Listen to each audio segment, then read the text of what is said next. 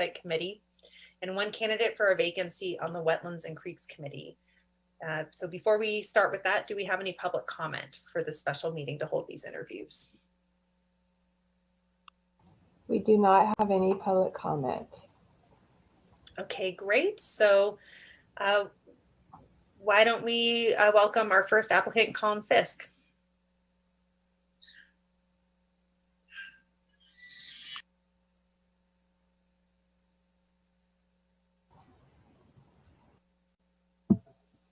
Hello. Hi, welcome. So I will start with asking an opening question, and then if any of the other council members wish to ask a question, please go ahead and raise your Zoom hand or your physical hand. I think I can see you all, and then I'll call on you. So Colin, why don't you start by sharing with us what interests you in serving on the city's Transaction and Use Tax Oversight Committee? Sure. Well, as you all know, I devote most of my work to trying to make the community where I live a better place, and I have a lot of experience as an advocate and as a researcher and as a citizen in various communities that has shown me how important municipal budgets are to determining quality of life, and as well as broader social and environmental equity outcomes. And so I guess when Natra suggested that I look at this committee, it seemed like a good opportunity for me to continue to work towards those goals. Great, thank you. And just a reminder, we typically keep these interviews pretty brief, so I'll see if the council has any other questions for you. Okay.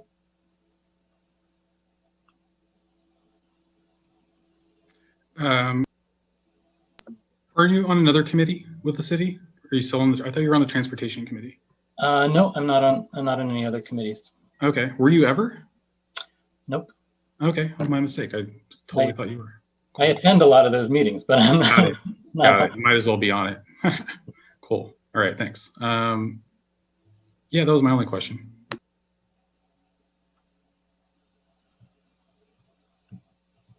Okay, any other questions from the council?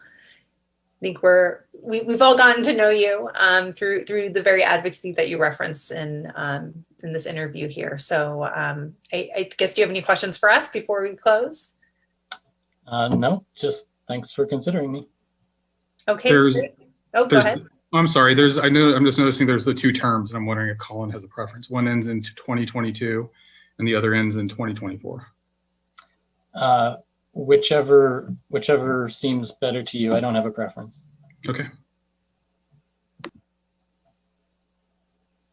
Okay, great. Well, thanks, Colin. Really appreciate you taking the time if you're interested in serving. Of course. Thank you. Okay. Let's see. So next we have Crystal Ray Haney. Yeah, and before we start with Crystal, I just wanted to note in looking at this, this one had an expiration date in 2021. Typically when that's come before the council, being such a close duration, you've just extended it to the next 3 years, and we've just done the appointment through 2024. So don't get off the Zoom yet, Crystal. Wanted to update that. Great, thank you. Crystal, I'll start with the same question. Why don't you share with us what interests you in serving on the city's Wetlands and Creeks Committee? All right, well, good evening, council members. Thank you for having me.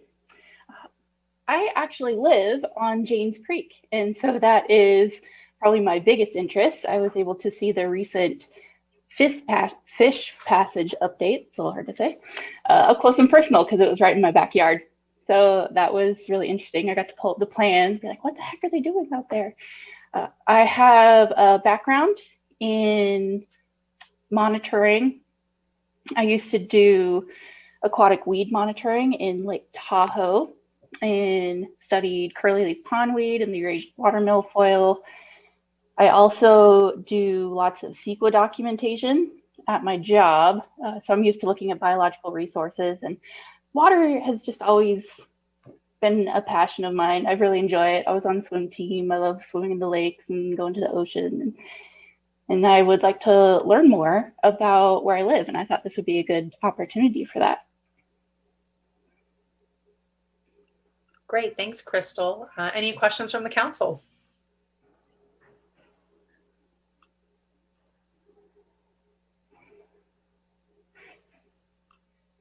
Have you attended a meeting yet for this committee?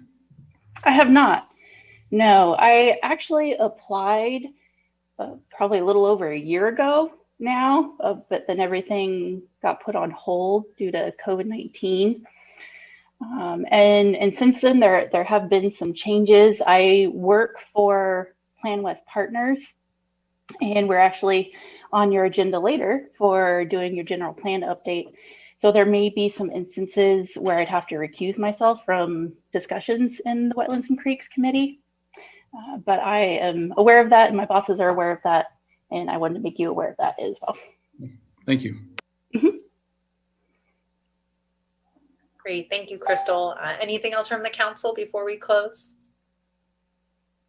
Okay, well, Crystal, again, we keep these pretty brief. We're so appreciative of you taking the time, telling us a little bit about yourself, your background, and your interest in serving. And we will be discussing this later in our agenda if you want to tune in. Okay, thank you.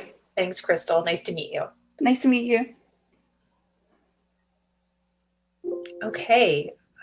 Oh, Karen, did you have something? We're good. I would just say we'll take a short break and reconvene right at 6 o'clock. Oh, that's right. We can take a break. I'm just gonna keep rolling. Okay, great. See you at 6. Okay.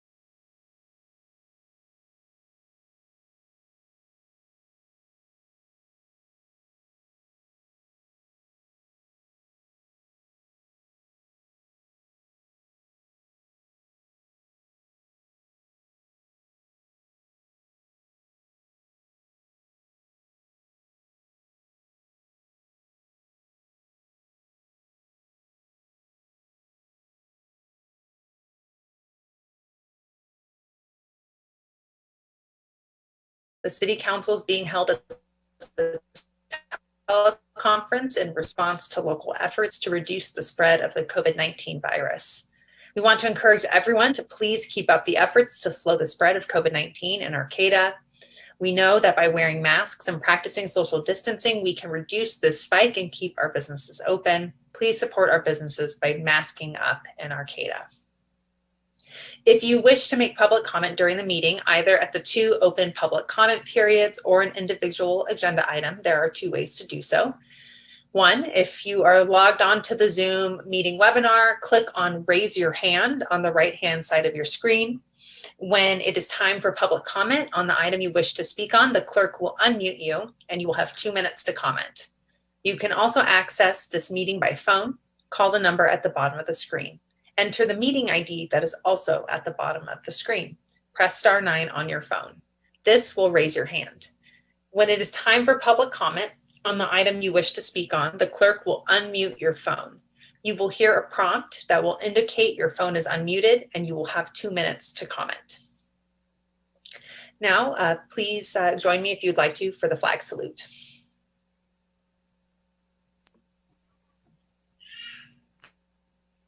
Okay. I pledge allegiance to the flag of the United States of America and to the republic for which it stands, one nation under God, indivisible, with liberty and justice for all. Thank you. Now, will the city clerk please call the roll? Mayor Pereira, Here. Vice Mayor Watson, Here. Councilmember Atkins Salazar, Here. Councilmember Goldstein, Here. Councilmember Schaefer, Here. all present.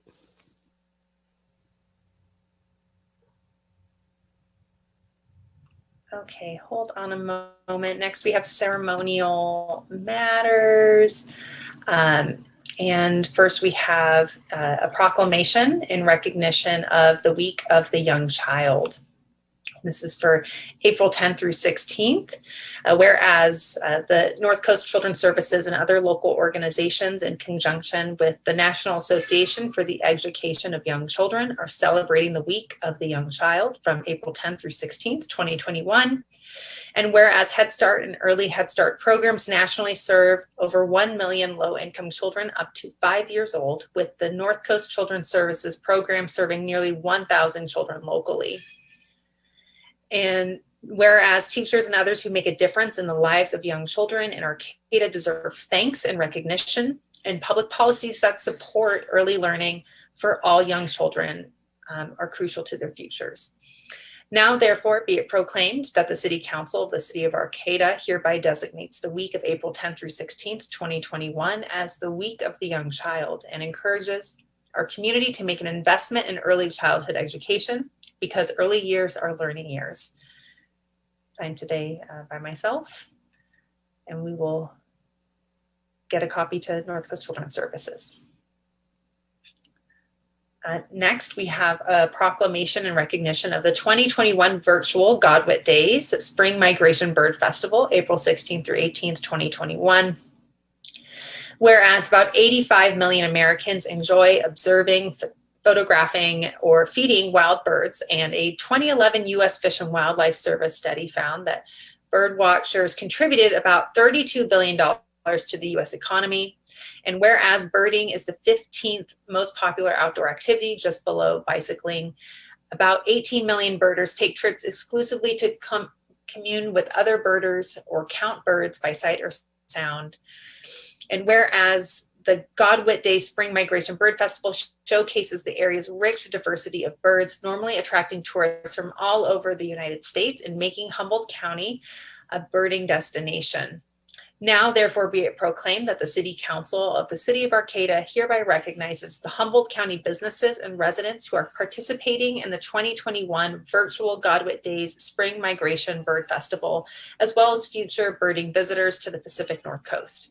May they be inspired to migrate back, just as the birds have been doing for centuries. To participate in virtual events this year, please visit godwitdays.org. Thank you. Okay, Hold on just a moment.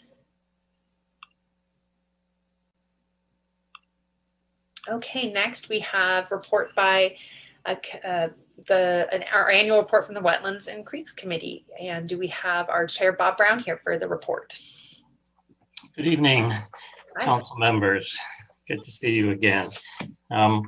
Yeah, so I won't go over the report. Oh, for Godwood Days, I'm also on the Godwood Day board. Thank you for the proclamation. We've been accepting registrations for the last 2 weeks. We have 141 people registered and another week to go. So still a big event. And if you can do a virtual bird festival, you can almost do anything virtually. Huh? So anyway, so on to our annual report. And I see that our staff liaison, Emily Benvey, is here as well. I won't go through a lot of this, but this is our 28th year as a committee. This committee actually started in 1981. So we have actually completed 40 years if we include the years with as the Arcata Marsh Task Force. So, and then I was asked recently about the logo on the cover of our report. So this was done by a local botanist and artist for an urban streams conference that we held in 1996, so 25 years ago, where we had 300 people in attendance. So Arcata area has a lot of talent in the wetlands and restoration fields. So all right, well, moving on. Creeks and wetlands policies and ordinances. So we had an exciting opportunity to work with Thriving Earth Exchange Program, who excels at collaboration between connecting communities with scientists. And I just recently saw that they've posted this opportunity. And so basically they are looking for a scientist to help the city of Arcata with modeling wind and wave energy to inform a living shorelines flood protection strategy. So we're hoping to make that connection with a noted scientist for that. So in regards to management of city-owned creeks and wetlands, it lists several of the projects we've worked on, all been very successful, and we owe our success to our staff liaison, Emily Benvey, who's doing a really bang-up job, especially since half her department retired on her. And if it was up to me, I'd be suggesting giving her a promotion for all that work, but it's not up to me. So a couple other things going on with creeks and wetlands. One is there's some deferred maintenance of invasive management happening there. So 40 years later, since the marshes were built, the invasives are getting a foothold. So that might be something we talk a little bit more. We also have, while the city promotes active transportation, we have a lot of e-mode type vehicles, e-bikes and e-skateboards and e-unicycles speeding up faster than the people and the dogs and the wildlife can handle down there. So, and then I just want to mention under future tasks, again, there's a list of projects we hope to attain. City council goals have been kind of light in directing the Wetlands and Creeks Committee on other types of projects. We recognize there's certainly a lot of other priorities that the city has, but we're certainly available to help the city council in any way that we can related to wetlands, creeks, stormwater, sea level rise, any of those sorts of issues. So anyway, that's my brief report. I could talk about it all night, but I know you have a busy agenda. Thanks, Bob. Let's see if there's any questions from the council, starting with Councilmember Goldstein. No questions. Thanks so much for coming and sharing that with us. I really appreciate that. Thank you. Okay, Councilmember Schaefer. No further questions, but thank you for your dedication to this committee and all the work that you guys do. Councilmember Atkins Salazar. No questions, but thank you for all of your hard work. And Vice Mayor Watson. No questions. Really appreciate all the work. Thank you. Yeah, and Bob, I'll just say, in looking at the work that the Wetlands and Creeks Committee does, I feel like it's so integral to what we do as a city that it may not be officially as part of our goal setting process, but that to me, when I look at the work you do around, sea level rise, the local coastal plan, all of that is just been so critical to the work that we do as a city and our planning. So just really want to recognize the work that this committee does to support that. Well, thank you. And again, you have great staff and a great committee with whose names are on the cover of our report. So thank you very much. Yeah, thank you. And have fun with Godwit Days.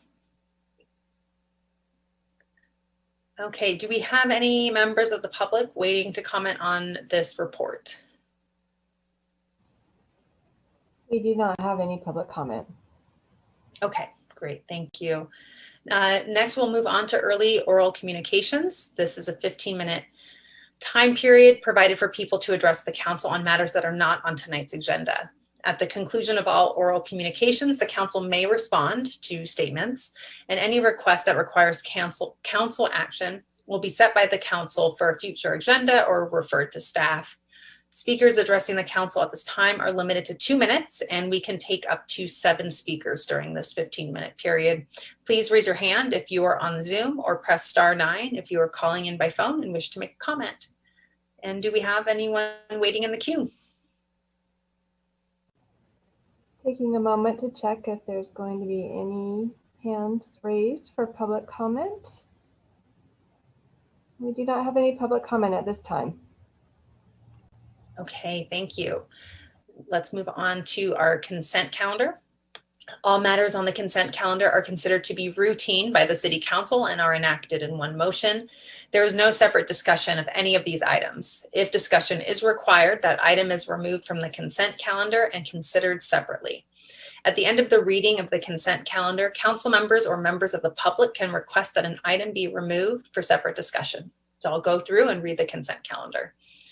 Item A, approve the minutes of the City Council meeting of March 17th, 2021. B, biweekly report on general warrants. C, declare a continuation of the local emergency related to the coronavirus pandemic. D, award a contract for long-range planning services for the Strategic Infill Redevelopment Program to Plan West Partners in amount not to exceed $712,000 without further authorization, and authorize the city manager to execute all applicable documents. E, approve a subdivision agreement for the 30th Street Improvements Project with the Yurok Indian Housing Authority No. 3 LLC, and authorize the city manager to execute necessary documents and a California Environmental Quality Act exemption for the action. F, adopt resolution number 201-46, a resolution of the City Council of the City of Arcata accepting the 2020 General Plan Annual Progress Report. And let's see, G, adopt resolution number 201-43, incorporating a list of projects for fiscal year 2021-2022 to be funded by SB1, the Road Repair and Accountability Act. And lastly, H, adopt a statement condemning the escalating violence and ongoing harassment directed at Asians, Asian Americans, and Pacific Islanders. So based on an updated resolution we received for item E, I will pull that item from the consent calendar, but are there any other council members that would like to remove an item?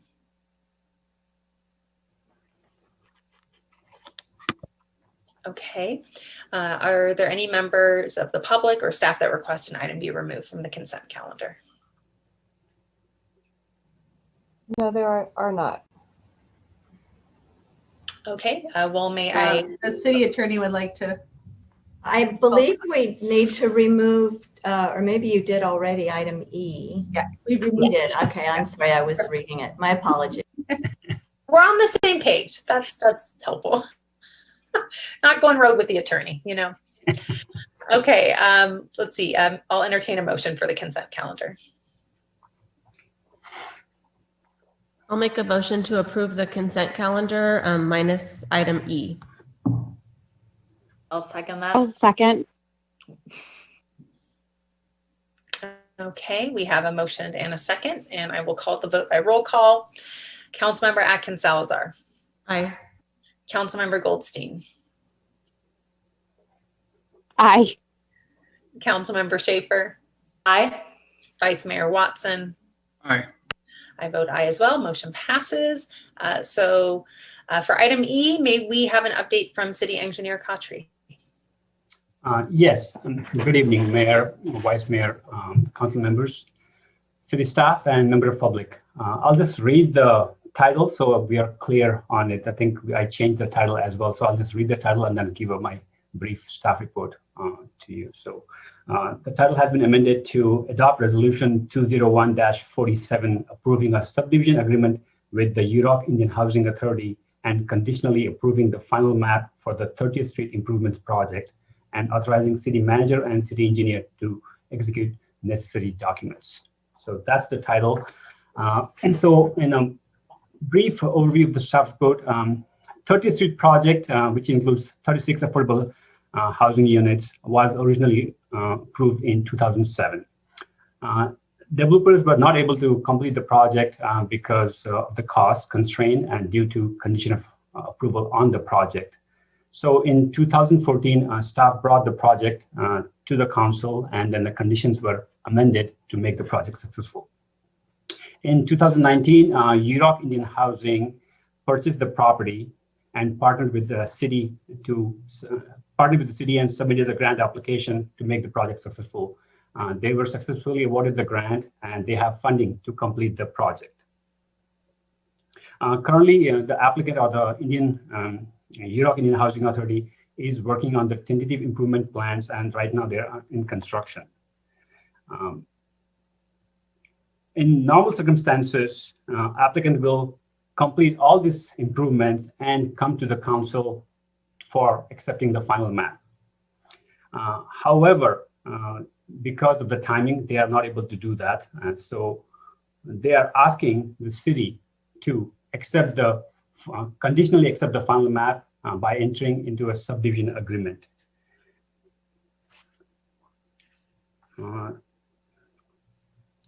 The city's land use code and the Subdivision Map Act allows the process to do so. So what we are requesting today is to accept the final map and enter into a subdivision agreement. So before entering into a subdivision agreement, we want to make sure that all the improvements will be happening in future. So for that to happen, we want to make sure we get some sort of security for the improvements. So to date, the applicant has submitted a bonding for the partial improvement of the project, and they have promised that in next week or so, they will be submitting a line of credit that will satisfy the need for accepting the final map for the project. Execution of the agreement will allow the city to issue the building permit for the project. Once the building permit is issued, the applicant will be able to fulfill the funding requirement, which requires them to issue the occupancy of the 5 units before November 1, 2021. So this is a very unique case, and we have not done this. So we are requesting, and I have worked closely with city attorney, and we are able to do it. So we are requesting council to enter into this subdivision agreement for the project. This is very unique project in a lot of ways, because this project is funding other infrastructure projects also in the city, which is paying for the portion of the Annie and Mary Trail project in the amount of $1 million, and putting a bridge, which will be connecting project to a James Creek subdivision. So, which will help people walk from one subdivision to other subdivision. That helps the city. So, if you have any questions, please feel free to ask. Let's see, are there any questions from the council or comments? Do we have any public comment on this item? We do not have any public comment. Okay, well, I'll entertain a motion for item E. Natra, would you be willing just to reread the consent calendar agenda item, and then a council member could make a motion to that effect, just because it has changed from the agenda in front of them? Yes. I have a quick question. Please do. Could you just briefly restate why we should do this? Why, in the sense like to enter into subdivision agreement or accept the final map? Both. Both. We should do this for the success of the project. We have partnership with Yurok Indian Housing Authority to be a partner and complete the project. And if we don't do so at this point, so they may lose funding because they will not be able to get the building permit in time. So I would say recommend to do this just to help our project partner. And I would also add that without accepting the map, they won't be able to complete the subdivision. And so without the subdivision, there really is no project. So that's the critical piece for accepting the map. Thank you very much. Any other questions or a motion from the council? Or sorry, Natra, if you could, I think to City Manager Deemer's recommendation, just restate what the change is that we would be making a motion on. Yes, so I will just read the title. Staff is recommending to adopt resolution 201-47 approving a subdivision improvement agreement with the Iraq Indian Housing Authority and conditionally approving the final map for the 30th Street subdivision project and authorize the city manager and city engineer to execute necessary documents. So moved. Second. Okay, we have a motion and a second. I'll call the vote by roll call. Councilmember Atkins Salazar. Aye. Councilmember Goldstein. Aye. Councilmember Schaefer. Aye. Vice Mayor Watson. Aye. I vote aye as well. Motion passes. And before we move on to old business, we just passed this in the consent calendar, but I just wanted to read an excerpt of the City of Arcata statement against racism and violence towards individuals of Asian descent, Asian Americans, and Pacific Islanders. The City of Arcata strongly condemns the surge of racially motivated violence against the Asian American and Pacific Islander AAPI communities since the start of the COVID-19 pandemic. A new report by Stop AAPI Hate documented nearly 3,800 hate incidents nationwide in the past 12 months. We must come together as a city, a region, a nation to reject senseless racism and xenophobia. So if you hear someone erroneously blaming the pandemic on the AAPI community, please correct them. If you encounter harassment, try to de-escalate if possible. To work towards building a region where we all have the opportunity to thrive, we cannot be silent when violence and hatred are experienced by anyone in our community. So to read more about local actions dedicated to building racial equity in our community, visit equityarcata.com and learn more about how you can support the local AAPI community. Visit Humboldt Asians and Pacific Islanders in Solidarity's Facebook page at facebook.com/HAPI Humboldt. So just wanted to thank the constituents that shared some of these resources with us. Okay, now we will move on to old business. And this is to further consider a request for an emergency hazard pay ordinance for grocery and large drugstore customer-facing employees. And may I have a staff report from City Manager Deemer? Yeah, thank you, Mayor and Council. During your March 17th council meeting, you discussed a request to adopt an emergency ordinance that would obligate grocers and drugstores of a certain size to compensate basically customer-facing employees with hazard pay to acknowledge the important and the high personal contact role that they've played throughout the pandemic. During that meeting, the council requested that staff gather additional information for further consideration. That information was summarized in your staff report tonight, and I'll just talk through the very sort of highlights of that and then be available to answer questions. At the end of my report, I will turn it over to your city attorney, Nancy Diamond, to just give you an update on sort of the legal landscape around hazard pay ordinances. One of the initial questions that the council had was sort of the size of our local grocers in terms of number of employees.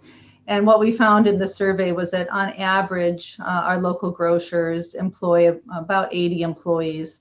For Murphy's, that would be putting the two Murphy stores together. You know, they got to about that number with a range from 30 to 95.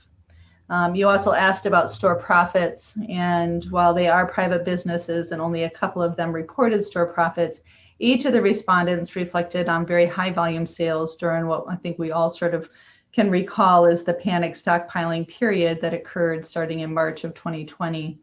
Most of the stores indicated that that period lasted about 3 months and that sales returned to normal levels in the summer of 2020.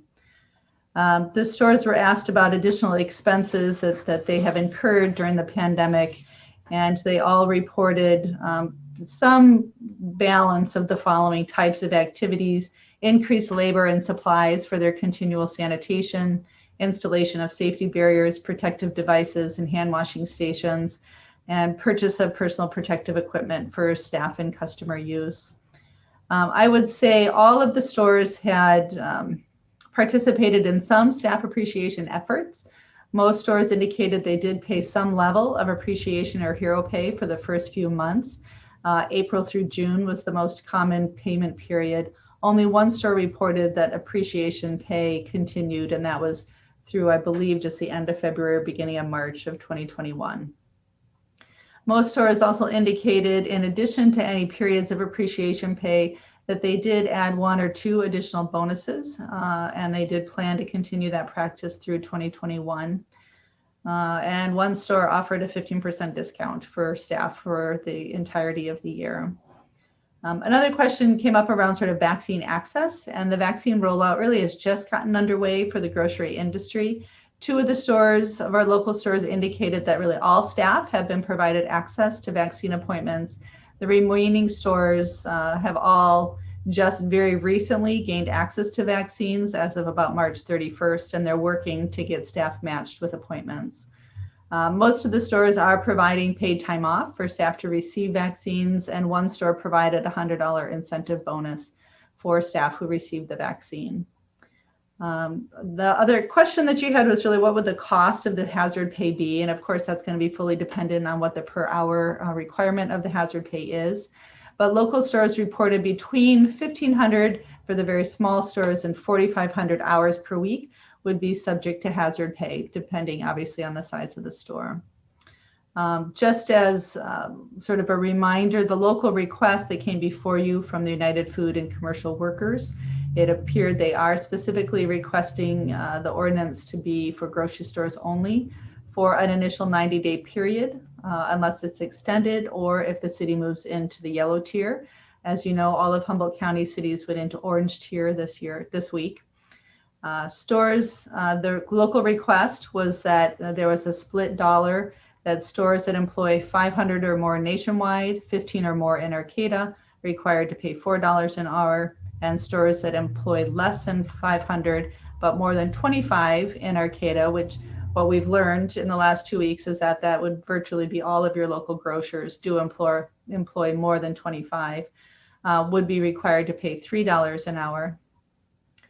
If the council is interested in moving forward with an ordinance, we would still need sort of the same direction that we talked about at the last meeting, which businesses based on size or number of employees would be subject to the ordinance, identifying the type of business, grocery only or grocery and large drugstore, the amount of the premium pay, if there would be credit for voluntary payments, should they be provided. It appears at this point all of the stores have ended any of those appreciation payments, and then identify the duration of the ordinance. So that's just a high-level overview of the information staff was able to gather, and I will turn it over to your city attorney to give you an update on the legal analysis. There isn't much of an update since we met 3 weeks ago. The decision that the United States District Court had issued denying a preliminary injunction was appealed by the California Grocers Association to the Ninth Circuit, and that was denied. So now it's being litigated in federal court, the merits of the lawsuit. So the litigation appears to be still very much alive. We did not get any new communication from the California Grocers Association before tonight's meeting, but it does appear that they continue to be serious in challenging these kinds of ordinances, and they appear to be continuing to challenge on the bases that they identified in the letter that they had submitted to the council previously. So there's not a whole lot more to say unless you have any questions. You know, it's about where we were 3 weeks ago. I have a question, Nancy. So United Food and Commercial Workers has, as a union, stated that they would intervene if there was any legal problems for the city. And I mean, so basically in that situation, is that possible, and how will that protect Arcata? We have in the past had third parties basically step in and cover the costs, if not the outright defense, if Arcata gets sued. They don't become the defendants in the action, that is the city of Arcata, but they, through agreement, they will just agree to litigate, and then we work closely with them to make sure that they're representing the city's best interests. So there is, at least we've done it before, there is at least one prior example of the proponents of, that was an initiative measure actually, the proponents that came forward and found defense counsel when the city was sued. So yeah, that is possible. I have not explored it at all to know, what the full extent of the resources are that they're offering, but it's not something that we cannot do. Let me just see if there's any other questions from the council. Councilmember Goldstein? Yeah, I have just a few questions. Thank you, Karen and staff, for going out and trying to get us more information. I really appreciate it. I had a question / statement about the sanitation supplies, PPE, all of that stuff that was mentioned. I would say that my statement part would be that I know some stores at least had a type of loan that was forgiven. And so that wasn't an actual cost that they incurred. And then the question part would be, what, if any, of that type of information did you find in your search in the last few weeks? Yeah, that is a great question. And that is a question that we should have answered. We did not specifically ask that question in our survey, nor did anybody voluntarily tell us what types of government assistance that they've gotten through COVID. I'd be happy to go out if this continues, at some point, but, and ask that again and see. Okay, no problem. Thank you. Yeah, I know that it was pretty readily available. So all businesses should have had the opportunity to apply, from my understanding. Whether they did or not, I don't know which ones did and which ones didn't. I know of a few that did. But that type of spending should have not come out of the business's pocket. Let's see, what else did I have a question on? Oh, I think just that vaccines, obviously we want people to get vaccinated as quickly as possible, but that's not going to protect them tomorrow. They're still spending a lot of time this year risking, their health and safety to make sure that we have food and groceries and everything we need here in Arcata. So I just wanted to note that vaccines aren't like a perk or a bonus. It's something that we all need to be getting, for our own health and the health of our community. And we definitely need to be, ensuring that everybody who's an essential worker is, the best that we can do to support that happening quickly, the better. But I just don't want that to be confused with, we're thanking you for your hard work by getting you a vaccine, which I don't think anyone was saying. I just wanted to be really clear on that, since we were talking about vaccines versus getting people hazard pay.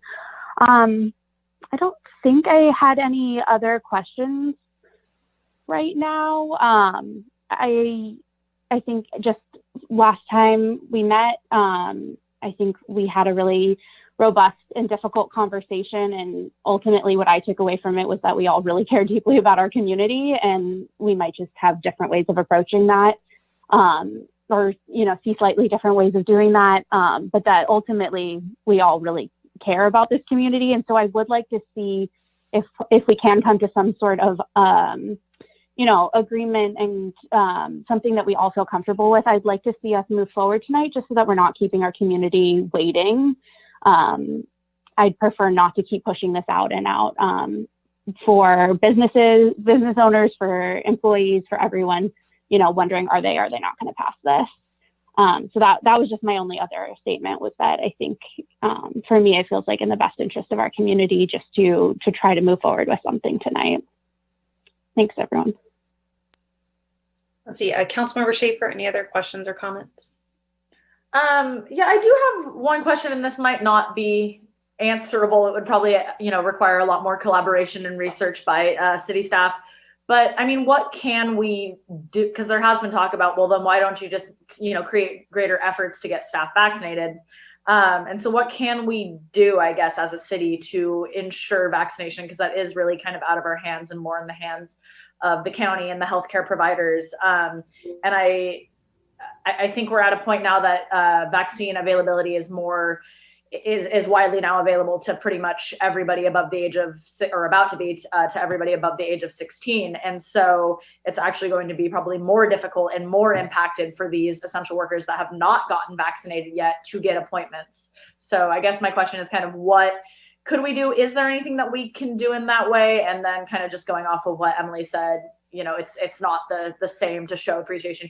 Congratulations, here's a vaccine. It's not necessarily the same thing as, providing this hazard pay for addressing the hazard that they are still facing in light of, not being vaccinated or fully vaccinated.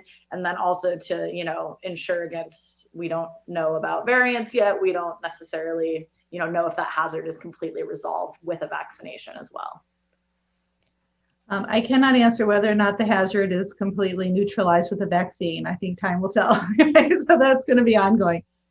From the standpoint of access to the vaccine, and I don't want to speak for, the county public health officer either, but I know that I think strategically they made sure that grocery forward-facing customer service employees were eligible prior to this April 15th date. So really by, I think it was March 27th or 28th, Dr. Hoffman released all of those employees to be eligible here in Humboldt County. And I think in part intentfully to make sure that access was received before the large opening happened in mid-April.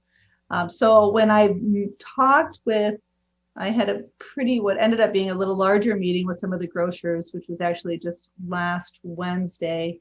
And two stores, both Safeway and the Co-op, have reported they've had access availability for all of their employees. Murphy's and Ray's reported that they had both been contacted now by multiple sites and were able to start to work through that from an appointment basis based on what was convenient for their employees. So I do think, my best estimate now is that really those employees have made access to appointments, but I'm happy to continue to follow up on that. And, if there's any advocacy that the city can do to help, I don't think it's going to be necessary. In fact, I think both of those stores were contacted direct by the county, which then allows you to come in a batch of employees that way. So, but I'd be happy to follow up. Thank you. Yeah, that's all for now, I guess. So thank you, Karen. Thank you. Councilmember Atkins Salazar.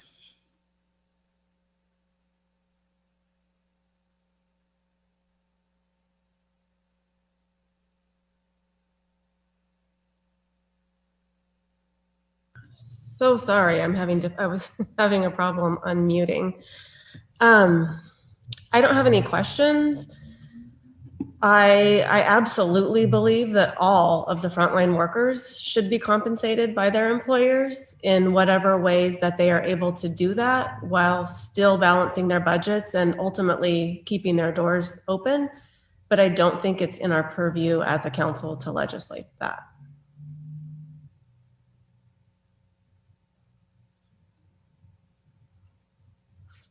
Okay, let's see. Any questions from Vice Mayor Watson? I don't have any questions. Thank you. Yeah, I don't have any questions as well. Let's open up to public comment so then we can go back to, and have discussion as a council. Any members of the public that wish to comment on this item? We do, Mayor. We will have our first speaker is Scott. Do you want to go ahead, please? You will have 2 minutes. First, thank you to those on the council who've listed your pronouns in your name on Zoom and for your statement about violence against the AAPI community. That certainly overlaps with what I want to say. My name is Scott Oman. My pronouns are he, him. I am a grocery store worker in Arcata. I'm asking you to please expedite approval of the grocery worker hazard pay ordinance without further delay. If you have questions about it or my experiences over the past year, please respond to the emails I've sent you. I'd be happy to discuss my experience and perspective in more depth than I'm able to in these 2 minutes. Frankly, some of what I've heard tonight does not reflect my experience and is just not accurate. For the past year during this pandemic, I have seen customer volumes that were unprecedented during my previous 10 years in grocery. Throughout the pandemic, we've been subjected to insults, threats, and worse, simply for asking people to wear a mask. To say nothing of being exposed to the risk of contracting the potentially lethal virus or suffering from the effects of the still largely unknown long COVID syndrome. While taking in record profits, our companies have consistently been a few steps behind on best practices for safety in the interests of their short-term profits. What PPE has been provided has been inadequate, such as single-layer fabric masks. We have been given no assistance in obtaining vaccinations. And as cases surged in the community in our stores, we had our appreciation pay terminated. We have received insufficient and contradictory direction, including being told repeatedly that we are or are not allowed to refuse service or ask a customer to leave if they refuse to wear a properly fitted mask that covers their mouth and nose. When we did receive our hazard pay, we were still profitable enough that those who received bonuses got double sales bonuses for the quarter. It is not as if they cannot afford it. I know this might seem unfair to some, as there are many others. Thank you very much for your comments. I'll email you the rest of my comments. Thank you. Thank you, Scott. All right, next we have Alexis. Can you go ahead, please, Alexis? You have 2 minutes. Yes, my name's Alexis. I'm a member of UFCW. I'm also a grocery worker of 20 years. I live here in Arcata, but I work in McKinleyville and work for a big chain as well. I can tell you as an experience, the same as the Scott before me, he said the same thing. We have not had, we had hazard pay for about 3 months, and then it was cut off right when the company was making vast amount of money, more money than they ever have. In the 20 years of my grocery experience, I have never seen this many people come in and out of a store in my whole life. And I've worked both here and in Sacramento. We've had seen more than record profits, and there's no reason for the companies not to give back to the people who are actually putting their lives on the line every day. I have elderly parents who live in Del Norte County that I have not been able to see for 6 months because I could carry it in an asymptomatic carrier and take it to them and can kill them. And so I have a concern that even though I live on my own, who I take care of elderly parents, that I can't help them because I have to stay here and make sure that I don't give it to them. Yes, we have been giving vaccines. We're allowed to get vaccines, but there's been absolute chaos on ideas of who's going to give it and where. We've actually had to go out on our own as employees to get it because they have taken sign-up sheets but not followed through. We have had insults and injuries and stuff given to people and inadequate stuff. So I hope that you guys would be able to pass it because it's not just something that's going to go away anytime soon, but it is something that's very important. And especially for essential workers who are out there doing this every day. I understand that it's a touchy situation, but I hope that you guys would listen to us. Thank you very much. Thank you. Next, we have Mario. Go ahead, please, Mario. You'll have 2 minutes. Thank you. Good evening, council members, mayor. Once again, I'm Mario Fernandez, organizer, researcher with United Food and Commercial Workers, Local 5. First and foremost, this is an opportunity to really lift up low-wage workers through hazard pay and recognize the essential work that they've maintained for over a year at this point. There's no debate as to the record profits the larger employers have accumulated, particularly as we see in town, Safeway, CVS. While we're drafting these ordinances can be difficult, there's a simplistic approach you could take. to properly provide recompense to these workers, frame the ordinance around the larger national employers and how much grocery they carry. Do they employ 500 nationally, and do they employ more than 25 locally? Do they carry at least 10% of groceries in their local stores? My hope is that your discussion tonight will move forward quickly and pragmatically on hazard pay. The longer we dither, the more time goes by that these workers remain without any sort of economic recognition. Even as the times around the pandemic are changing, and we still have a required mask mandate, and we may luckily be downgraded to orange or upgraded depending on how the outlook is. It's still a time where we are in very much a realistic pandemic. And so you will certainly have more questions as part of the discussion, but I urge you to consider adding retroactive pay if the development of this ordinance continues well into the month of April. So please take into account the holistic approach into this and take into account the lives that these workers have already commented on. So thank you for hearing me this evening. Thank you. Okay, checking one last time for any further public comment on this item. No more public comment for this item, Mayor. Okay, thank you. So let's bring this back to the council. I know we did a roll call before, but I didn't know if we wanted to go through that roll call again. We can start with Councilmember Goldstein. I'm having mute issues too, Stacy. I keep hitting the button, it's not working. Well, first I just wanted to really thank Scott and Alexis for their really honest and vulnerable public comment. I don't think that it's easy to get up and share the working conditions you're in, especially when your employer could be listening in. And I think that can feel really difficult. So I just want to honor, the bravery and strength it takes to stand up at public comment and speak out for yourself and your fellow employees like that. And I think it gives us another perspective, since a lot of our information is kind of reliant on what business owners and general managers have provided for us.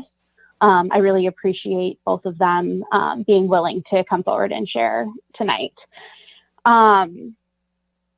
In terms of further questions or comments, I mean, I like to move things forward, as I said earlier. I think that many of the suggestions that we got from the draft ordinance that we saw from the union and that staff has written up, I think all of that sounds really good to me.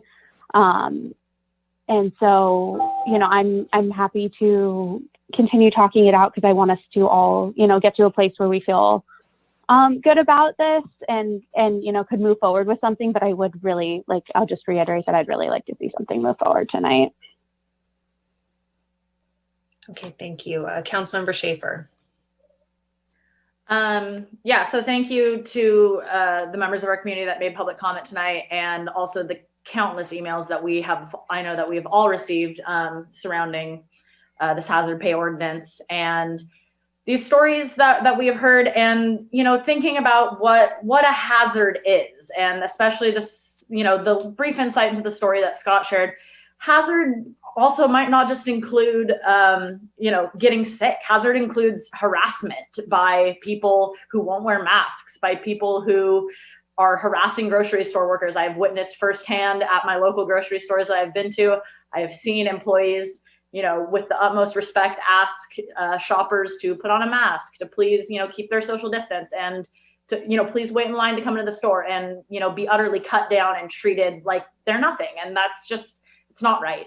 And, I am going to stand with workers. I'm going to stand with the union, and I'm going to stand with people over profits, because that is kind of the platform that I was elected to this office on. And that is, the members of the community that I have touched base with the most. And, that I feel that their stories matter, and that, this is something, though small, that the city can do to help, improve the working conditions and improve the hazard that a lot of these grocery workers are facing. And so, just the idea that we as government officials legislate when private business fails to protect workers. That's why we have child labor laws. That's why we have an 8-hour workday. That's, you know, why we have labor laws and regulations, often because of situations where private businesses are not, you know, protecting the workers in the way that we see fit. So also the fact that this is money that's going to go directly back into our community, honestly, probably back into these grocery stores where people and workers spend their money locally and, you know, buy things, essential items, essential workers buy essential items that they need for their homes.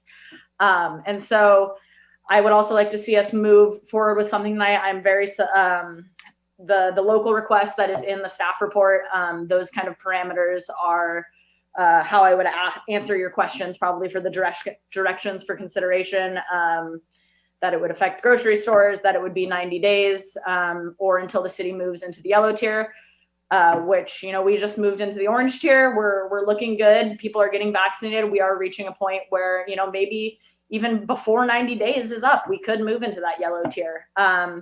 And the $4 an hour for the 500 nationwide or 15 in Arcata, and then the $3 an hour for 25 or more within Arcata would be how I would answer those directions for consideration as well. So I'll leave my comments there for now, but thank you.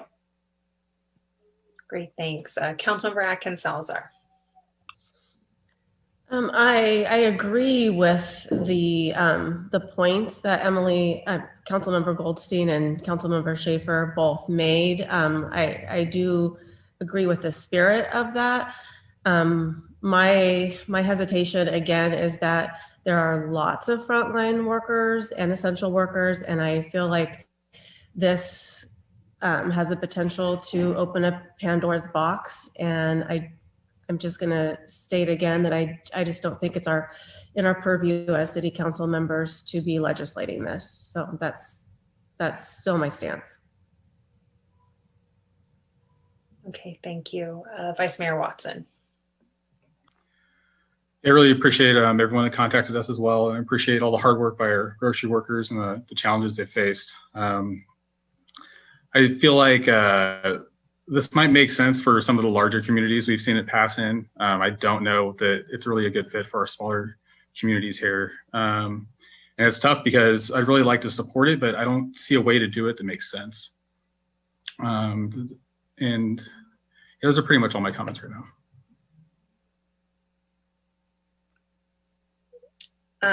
Yeah, actually, I'd like to build upon what Vice Mayor Watson has stated. I kind of touched on this in the last meeting, that we do have a different landscape here in terms of the types of grocers that we have in our community versus the other communities that have passed these ordinances. The ordinances that have been passed in other communities, 500 or more employees nationwide.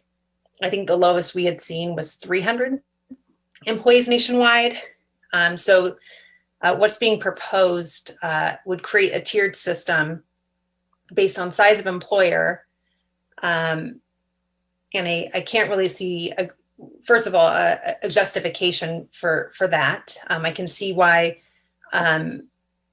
in other communities, why they created that separate level of, higher than 500 employees. I think to very much address what's been talked about is these record profits, billions of dollars in profits that are not trickling down to workers that work for these large employers. And yet I think we have a different landscape here in Arcata in terms of who our grocers are. And it does include some of those larger employers, but it also doesn't. It includes very much smaller employers that do not have the same level of, the profits. I mean, they're just not, it's not a level playing field to compare these different levels of employers. And I understand the intent of offering different levels of pay. But from a legislative perspective, I feel like how can I justify why there's this difference in pay? One is because one has 500 or more employees, so they get billions of dollars in profits and they can do it. But the $1 difference for a smaller employer when they're not even making millions of dollars in profits. That's just kind of the thing I'm grappling with here. I think all of us do, want to, support our community and recognize the hazards that grocery workers face. Many frontline workers have faced, but it's just hard for me to legislate on this, because the part of me wants to say, well, let's keep it similar to all the other ordinances of 500 or more employees nationwide and use that as a threshold. And yet we know that would basically put a line between half of our grocery worker community. In many of these other communities where they've passed these ordinances, a majority of grocery workers are working at these larger employers. And so it is hard for me to see why we would create this tiered system, whether we're doing different dollar amounts or saying one group, this larger employer group, these employees would get this benefit over another. So that's kind of where I'm at. I agree with much of the legislative intent behind this, but when I think about the practical application of what our community looks like versus the other communities that have passed these ordinances, that's what's getting difficult for me to, how to support that. So those are just some of my thoughts. I don't know if there's any further comments from our colleagues here.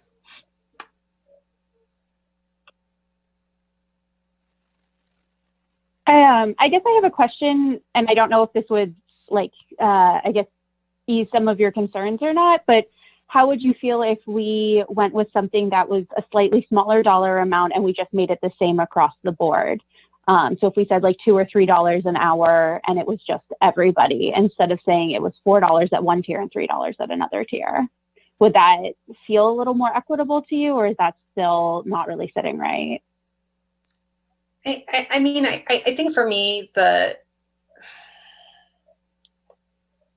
I think about $2 to $3 for grocers that are, under 500 employees or 300 employees here locally, when we're looking at the local landscape, I think about what's realistically the profit margin here and the cost per week for that or per month.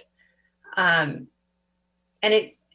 to me, I just see if we're talking millions of dollars of profits, it's a much easier decision, to make. Obviously, we don't have, can't look at all of their budgets, but I don't foresee that, this is millions of dollars of profit in this time period that we'd be talking about.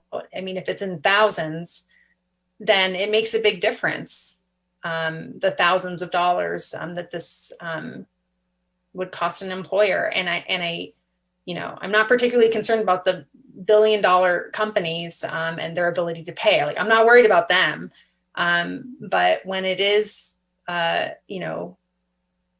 smaller employer that is a part of our community, they're the workers that we represent, they're our constituents. And so, but also our local businesses, our smaller employers, those also serve a critical role in our community as well. And so it's not to say that one, that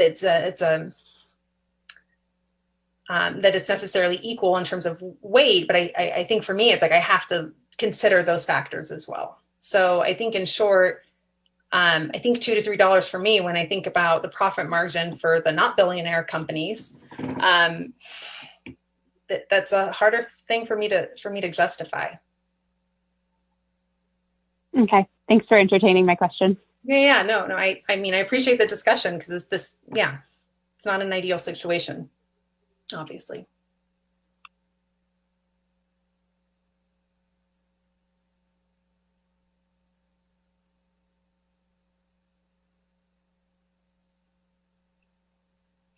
Well, let's see. From a process standpoint, there's been no motion introduced.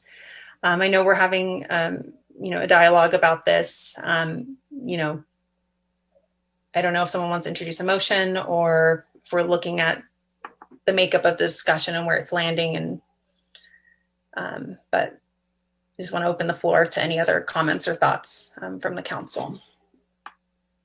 Yeah, so I mean, just seeing where this discussion is landing, I imagine if I'm about to make a motion that it will probably not pass, but I mean, that's where I'm standing. I know Emily and I both want to move forward with this. So I guess I move to have staff draft an ordinance that follows the guidelines of the local request in the staff report.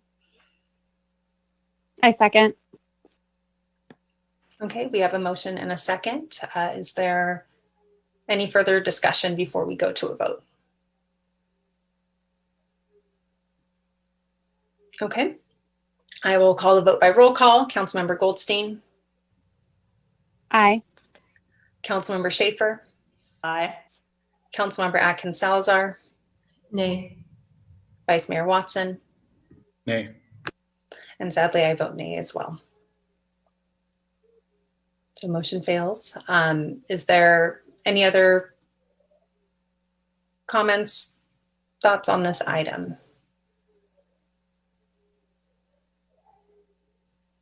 Okay. Oh, I was just going to say, I just wanted to say thank you again to everyone who has reached out to us and put in all the hard work, because I'm sure this outcome for all of you is disappointing, and I don't want you to feel like your work was in vain, because I think we did all listen and appreciate at least the things that you brought forward to us. So I just wanted to say thank you to everyone who has emailed and called in and everything. I know you put in a lot of hard work and it is appreciated.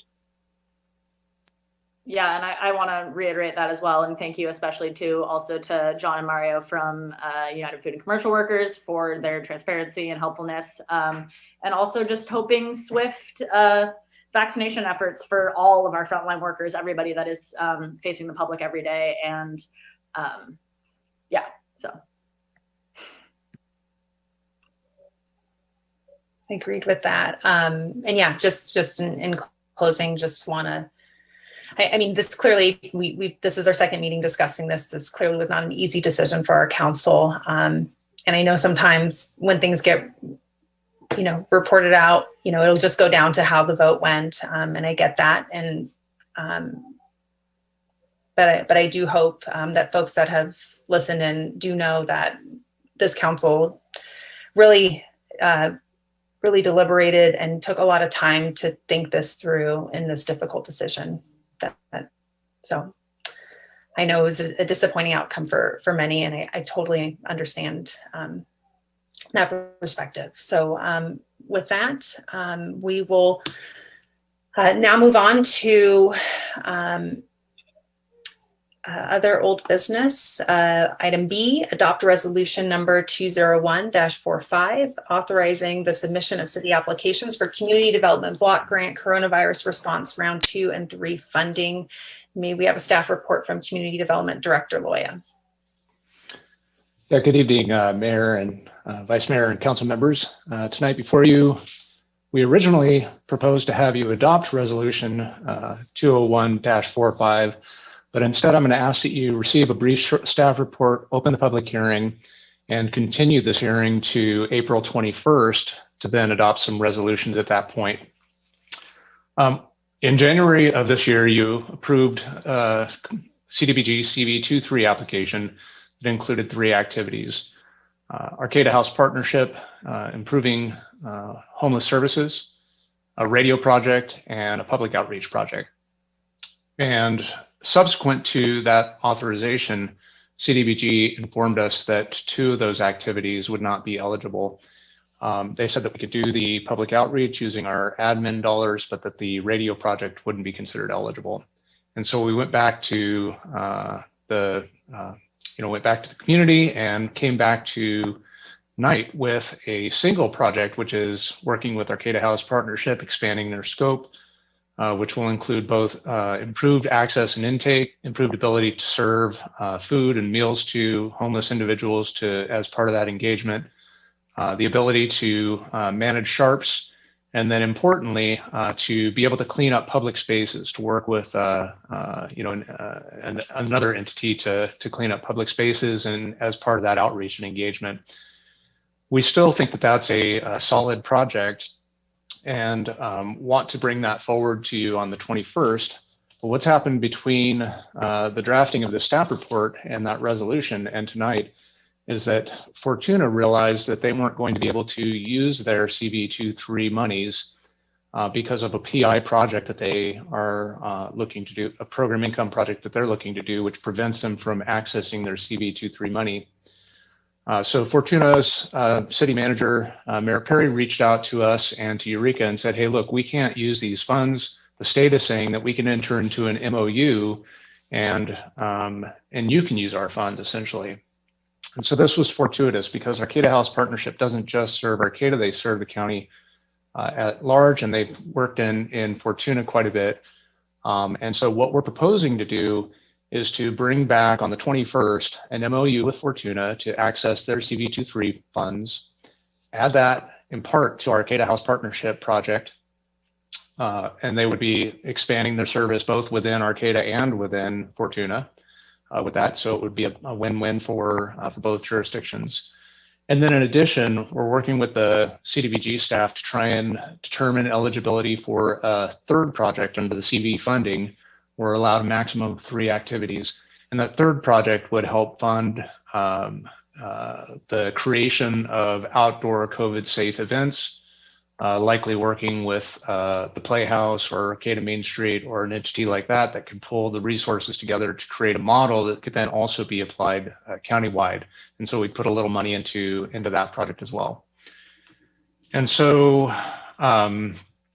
yeah, as a result of sort of the windfall of Fortuna's CV23 money, which both Arcata and Eureka will be accepting a portion of if the council agrees to enter that MOU, we'd like to continue this to April 21st and bring back resolutions and MOUs at that time to facilitate a slightly larger partnership with Arcata House Partnership. So I'd be happy to answer any questions and certainly encourage the council to hear what the public has to say if anybody's interested in speaking on this item. Okay, thank you. Let's start with questions from the council, starting with Vice Mayor Watson. I do not have any questions. Thank you. Okay, Councilmember Atkins Salazar. No questions. Thank you. Okay, Councilmember Schaefer. No questions. Thank you, Director Loya. Councilmember Goldstein. No questions. Thanks. And I don't have any questions. So let's see if there's any members of the public that would like to comment on this item. For attendees, a reminder if you're logged into the Zoom to click on raise your hand on the right hand of the screen if you are interested in commenting on this item. And if you called in via phone, press *9 on your phone to raise your hand. Is there anyone that would like to speak on this particular item? We do not have any public comment. Okay, well, I will entertain a motion from the council.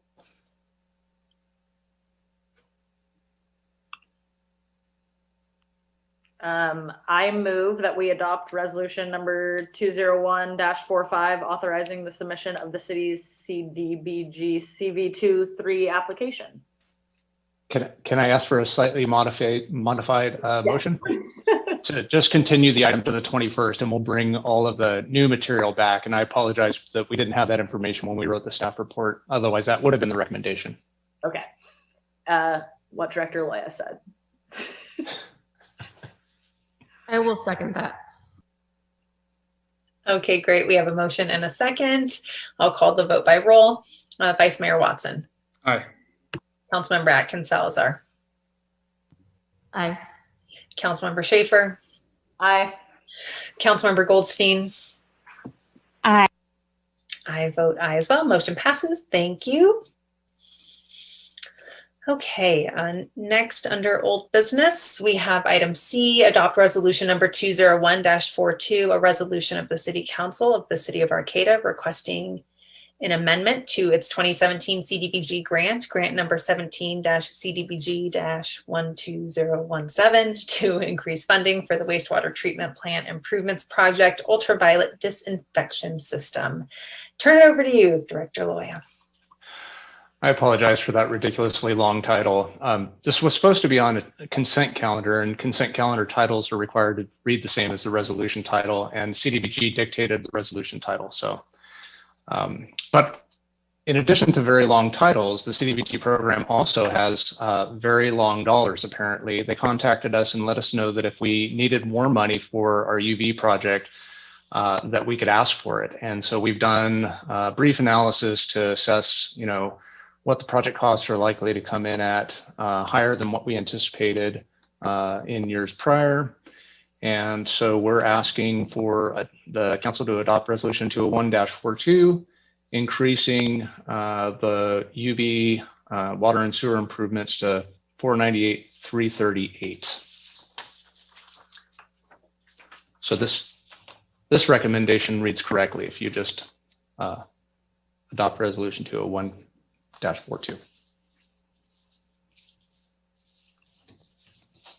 Great, thank you. Let's see if there's any questions from the council, starting with Councilmember Schaefer. No questions, thanks. Okay, Councilmember Goldstein. No questions, thank you. Councilmember Atkins Salazar. No questions. Vice Mayor Watson. No questions, thank you.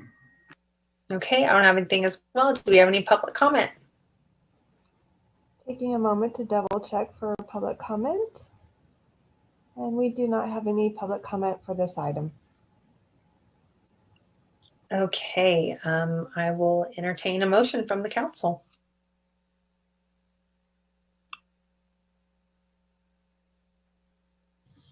I'll make a motion to adopt resolution number 201-42, a resolution of the City Council of the City of Arcata requesting an amendment to its 2017 CDBG grant number 17-CDBG-12017 to increase funding for the wastewater treatment plant improvements project ultraviolet disinfection system.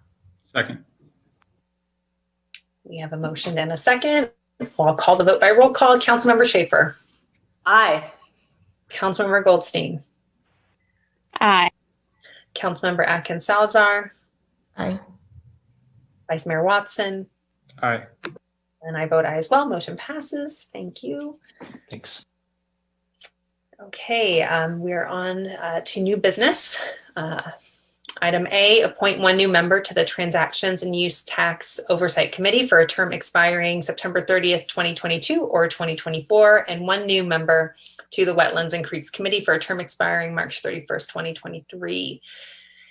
Let's see, do we have a recommendation motion to appoint folks to these assignments, or are there any questions from the council? Would you like since it's two different committees, would you like two separate motions or does it matter? Yeah, I think you can do a single motion. Okay, thank you. I would say my only comment is we give Colin Fisk the term till 2024, unless anyone has any disagreement. You could include it in a motion. Just wanted to make sure it was okay with everybody. All right. I'll move to appoint Colin Fisk to the Transactions and Use Tax Oversight Committee for a term expiring September 30th, 2024, and to appoint Crystal Ray Heaney to the Wetlands and Creeks Committee for a term expiring March 31st, 2023. I'll second. Okay, before we vote on this, is there any public comment on this item? We do not have any public comment. Okay, I will call the vote by roll call. Vice Mayor Watson. Aye. Councilmember Schaefer. Aye. Councilmember Atkins Salazar. Aye. Councilmember Goldstein. Aye.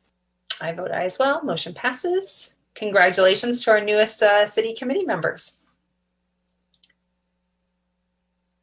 Okay, our second item under new business is item B, receive a project update report from Nordic Aqua Farms, a Norway-based seafood company proposing to build a land-based fish farm at the former Samoa pulp mill. The company is proposing to grow Atlantic salmon using a mixture of fresh and salt water. And we have presenter is Marianne Ness, Nordic Aqua Farms Commercial Director in charge of the California project, Scott Thompson, Nordic Aqua Farms Project Manager and Engineer, and Lynette Mullen, Nordic Aqua Farms Humboldt County Community Liaison. So welcome, Marianne, Scott, and Lynette. Turn it over to you for your presentation. Thank you. Go ahead, Lynette. Yeah. Okay, I just want to thank the council for the opportunity to allow Nordic to present tonight, just to give an update on the project. Introductions were made, so I think at this point I'll just go ahead and pass it over to Marianne. And Marianne, just let me know when you want me to share the screen and presentation. Sure, you can go, excuse me, go ahead right away. Sorry. Can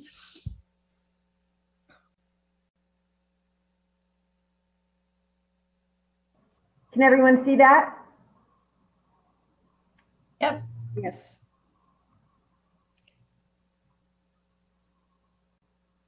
Well, you can go to the next slide.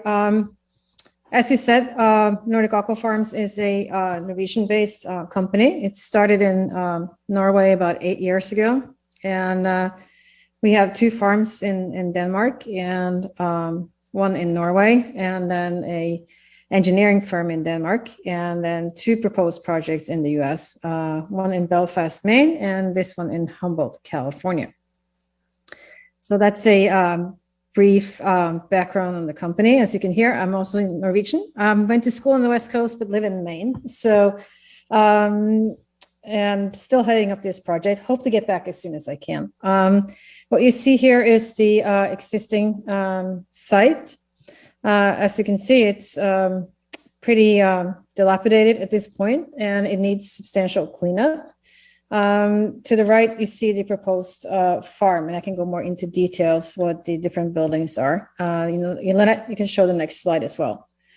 This is seen from the south, and we will tear down the smokestack and the boiler building, and most of the infrastructure, except for that white building to the east.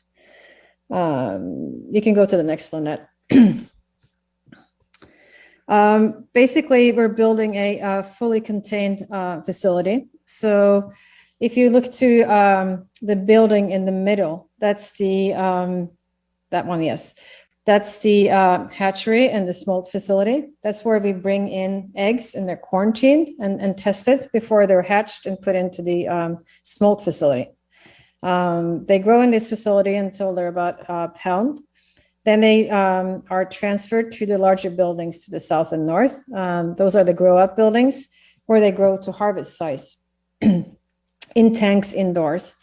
When they're ready to harvest, they swim in swim pipes from the grow-up buildings to the building in the middle to the west or to the left in this site plan. Where you have a perch facility, and then you harvest the fish and then you process the fish. There's also a huge wastewater treatment plant. That's the white building to the north of that building, in between the large grow out and the processing building. And here's where we treat all the discharge water from the facility. We remove 99% of TSS and BOD and phosphorus, and more than 90% of the nitrogen as well, which is important for its discharge through the existing discharge pipe and into the ocean. So this is a highly fully contained facility. And one of the reasons why we're proposing Atlantic salmon on the Pacific coast is that that's a species that's bred for fish farming through decades. So they are cultivated and adapted to live in tanks and in fish farms. And as we said, the facility is escape proof. There's several physical barriers for the fish, so they won't be able to leave the facility. And even with a tsunami or a major seismic event, the facility is built to withstand any event. So, and one of our core missions is also to replace imported salmon. The market is primarily 90% of the fresh salmon eaten in the US is imported by airplanes. So replacing that by placing these facilities closer to the consumers, that's the mission of the company. And this is the only way you can build them in the US based on current regulations, but also the more climatic or situation that you have. Here in Humboldt and in Maine, you have access to cold water, so you can actually build these facilities and do it in a way that is fairly environmentally sustainable compared to building them. I mean, these facilities are proposed in Florida and Texas and the desert in Nevada. We believe that we need access to clean, cold seawater to succeed. And that's why we chose Humboldt and Eureka, or the Samoa Peninsula, as our site. If you go to the next one, Lynette. So where are we right now? We have applied for a discharge permit, an NPDES permit through the Water Board. We sent the application last fall. We do expect a decision late summer. It has been through consultations with the EPA right now and will be out for public comment this spring. We're also applying for a coastal development permit, a discharge permit from the Coastal Commission, and we expect a decision this summer as well. And the CEQA, the initial study, and the coastal development permit, we have the Humboldt County as the lead agency. And public comment period is planned to start. I hope it gets out by next week. We're doing the final tweaks with the county right now to get it out for a 30-day public comment period and for a decision in the planning board in May. That's the plan. We have applied for an air quality permit, and that we will assume that we will obtain this spring as well. And then we're currently in dialogue with the Department of Fish and Wildlife regarding our aquaculture registration and our egg import permits. And of course, once we have hopefully received our permits, there will be an application submitted for the demolition permit and site preparations. So if everything goes as planned, we can start that later this year, most likely this fall. And there will be, as we said, a public comment period. It's probably about 1,500 pages, so it's a lot of reading for people to follow this. But it's been a lot of good science that's gone with the project. So we encourage people to read through it and then participate in the public comment period. You can go. I think this is a very brief introduction to the project, and we're happy to take any questions or comments. Great. Well, thank you, Marianne, for that presentation. I'll just now ask the council for any questions they may have. Let's start with Councilmember Goldstein. No questions. Thank you so much for your presentation. Councilmember Schaefer. No further questions right now. Thank you guys so much. Councilmember Atkins Salazar. No questions. Thank you for your presentation. Vice Mayor Watson. No questions. Thank you. And I don't have any questions as well. I really appreciate you all taking the time to give us an update. I know it's been of great interest to our community where this is at. So we'll continue to follow this and just appreciate the work that you're doing in our community. Thank you. Thank you. Do we have any members of the public that would like to comment on this item? Giving a moment to check for public comment on this item, and I do not see any public comment. Okay, great. Are there any final comments from Marianne, your team, before we close? If I can just let folks know if you have any follow-up questions, if anything comes up later, or if there are individuals that that you think we ought to reach out to, maybe sectors of the community that we have not connected with in a way that we should, please don't hesitate to let me know. I know that Karen's got my contact information. Sophia, I believe you do as well. Stacy does. So please just feel free to reach out at any point if you've got questions, or again, if there are groups or individuals you think I ought to be reaching out to. Excuse me. Great. Thanks, Lynette. And thank you for taking the time to meet with us. I know it's late where you are, Marianne. Right. Yeah. Rest. Good. Thanks, Thank you. Thanks, everyone. Thank you. Okay, next under new business, we have item C, public hearing to approve the annual engineer's report and declare the city's intention to continue to levy and collect assessments of existing assessment districts to include Mad River Parkway Business Center, Windsong Subdivision, and Janes Creek Meadow Landscape Maintenance Assessment Districts. May we have a staff report from City Engineer Kotry? Yes, good evening, Mayor, Vice Mayor, council members, staff, and member of public. This is a continuation of our staff report from March 3, where we requested your approval to prepare the engineer's final report and prepare notice to declare city's intention to collect assessment for these 3 districts. Engineer's reports are complete and they are attached to your staff report, and notices were published in Mad River Union for March 17th and March 13th. To date, we have not received any comments on this item, and so we are recommending to continue to collect the assessment on 3 districts. However, in the engineer's report, you will see this year on 2 of the districts, we spent more than what we are collecting. Normally, it's 10 or 20% more, but this time we have noticed double the cost. So we will review that and we'll continue to monitor that next year. And when we come back next year to ask for the request, we will provide more update on that item. So that's all I have as a staff report. Please feel free to ask questions. Nope. Great. Thank you, Director Kotry, or City Engineer Kotry, excuse me, getting the official titles mixed up. Let's see, we'll start with the questions from council. Councilmember Atkins Salazar. No questions. Councilmember Goldstein. No questions. Thank you. Councilmember Schaefer. No questions. Thank you. Vice Mayor Watson. No questions, thanks. No questions as well. Do you have any members of the public that wish to comment on this item? We do not have any public comment on this item. Okay, I will entertain a motion.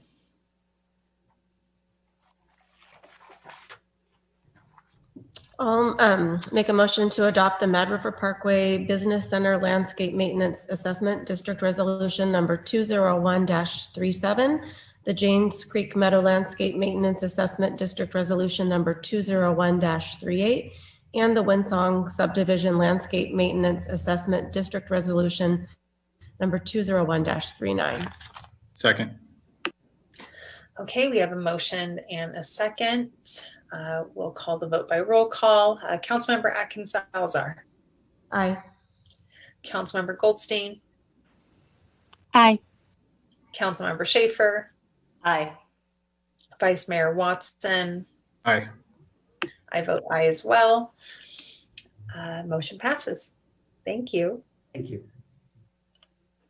And next we'll move on to oral and written communications. This time is provided for people to address the council on matters that are not on tonight's agenda. So please raise your hand if you are on the Zoom webinar, or press *9 now if you are on the phone line and you would like to make a public comment. Speakers are limited to 2 minutes. When it is your time for public comment, the clerk will unmute you and invite you to speak. Do we have any public comment? We do have public comment. Do you want to go ahead, please, Rebecca? Yes, can you hear me? Yes, we can. You have Excellent. Hi, my name is Rebecca Crow. I'm a resident of the city of Arcata. This is my second time commenting before the city of Arcata. This is in regards to the Arcata Land Company permit that will be heard before the Humboldt County Planning Commission on April 22nd at a special district meeting. And I think this is a very important topic that the city should pay more attention to. I heard at tonight's council meeting, Councilmember Piera praised the city's Creeks and Wetlands Committee for their planning efforts. This project that's before the Humboldt County Planning Commission, the 23-acre project, which may be reduced in size, has the potential to set a precedent for what Arcata bottoms will look like in the future for the next 50 years. Currently, the historic use of the past 50 years is currently dictating that site is industrial and can be used for industrial. So really would encourage folks to get involved to look at the land use at the site. I also heard council members Goldstein and Schaefer talk about the concerns for the community and the community workers. Arcata Land Company is owned by Sun Valley. They're not known for creating great, healthy jobs for our community.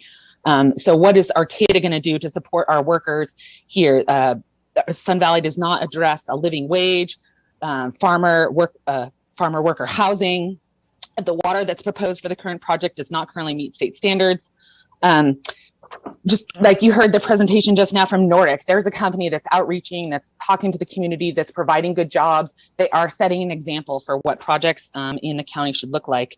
The project also has the potential to seriously affect property values. Some of my neighbors are underwriters for mortgages, so this grow is going to have to be disclosed. It will affect the property values and will affect eventually Arcata's sales tax. So I think this is something that's really important that the city council should be paying attention to. And that's my comment. Thank you. Thank you, Rebecca. There is no further public comment. Okay. Thank you. Thank you, Rebecca. Let's move on to council and staff reports. Are there any staff updates? Just quickly, I will fix the ding on my Zoom. I don't know why every time I unmute and mute tonight, it decides to ding, but and also just to share, I sent the council an email on Friday, but we have made an offer that was accepted for a new environmental services director, Emily Sinkhorn. I knew as she started to make her notifications to her project partners and her employers, that things would get out in the community. So I did get a text from a media outlet last night. So I know that it has been out into the media today. So we're excited. Her contract will be before you at your next meeting, but excited to be bringing her on board. She's got a long standing commitment to environmental stewardship in our region, and as well as to really, really good, thorough community-led visioning and public projects, and we'll bring all of those skills to Arcata. So look forward to welcoming her at our next meeting. And that's it. Great. That's such great news. We're really lucky to have Emily. Okay, let's see. Vice Mayor Watson. Nothing to report tonight. Thanks. Okay. Councilmember Atkins Salazar. Yes, just one thing. As a council, I know we've received a considerable amount of email and communications from different business owners in Arcata expressing their frustrations regarding some of the issues that they've had to been dealing with caused by some crime and people that are being violent and disrupting business and property. Just some significant impacts to being able to do business. And so since both Councilmember Watson and I serve on the COVID-19 Economic Recovery Collaborative, and I also serve as a liaison to Arcata Main Street, we are planning to reach out to Arcata business owners in collaboration with our city manager and the chief of police to work to collaborate on some potential solutions.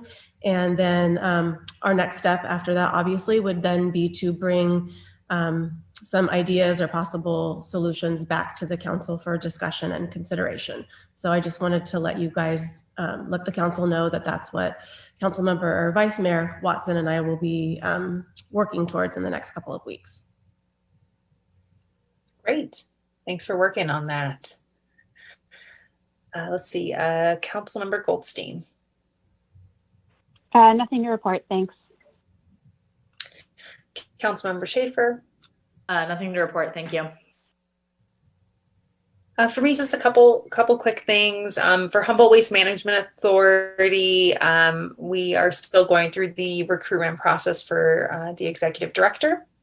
So hopefully that will come to a conclusion that be able to share with you all. But that's another big position to be filling in our community. The other piece is I know we all have received a tremendous amount of communication regarding Arcata residents' concern about the Arcata Land Company's proposed project. And I know that we have sent communications in the past to the county, but I think it might be appropriate for us to send some sort of updated communication, I think representing the concerns that are being brought forward by our constituents. It's a project that is not, within the city limits, but I think it is important, I think, to reiterate any concerns that we do have and represent the concerns that our constituents have raised. So I know the next Planning Commission meeting, it's, I believe, April 22nd. We have a meeting on the 21st. I don't know if it would be reasonable for us to have a letter prepared to be able to present to the Planning Commission for that meeting. So I wanted to bring that to the council just to see if there was interest in that and if there was any input from staff as well on that. I think it's a good idea. Yeah, I'm definitely. I'm really glad you. Go ahead, Stacey. No, go ahead. I was going to say, I agree. We should do that. Yeah, I was just going to say, I'm really, really glad you brought this up. I think we've all gotten a lot of emails this week, and I'd be in huge support of sending something in opposition and just backing up the concerns that we've been all hearing, because I think we've been hearing a lot of it. So I appreciate you bringing that up. Thank you.